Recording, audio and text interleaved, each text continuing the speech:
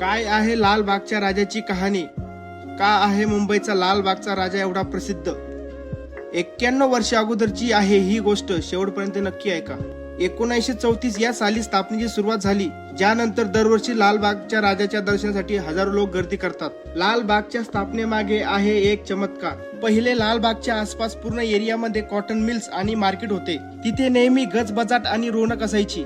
नंतर 1932 मध्ये सगळं थांबलं. बाजार बंद, हजारो हातांना काम नाही. विशेषतः मच्छीमार समाजाला मोठा फटका बसला. तेव्हा त्यांनी एक नवस केला, बाप्पा काम परत मिळालं तर दरवर्षी तुझा उत्सव थाटामाटात साजरा करू. आणि चमत्कार घडला. बाजार पुन्हा उभा राहिला आणि उगम झाला नवसाला पावणारा लालबागचा राजाचा. तो केवळ गणपती नाही, तो लाखो मनांचा आधार आहे. तिथे लाखो हात जोडले जातात आणि लाखो मनात एकच मागणी असते, बाप्पा आमची इच्छा पूर्ण कर. कशी वाटली तुम्हाला ही माहिती?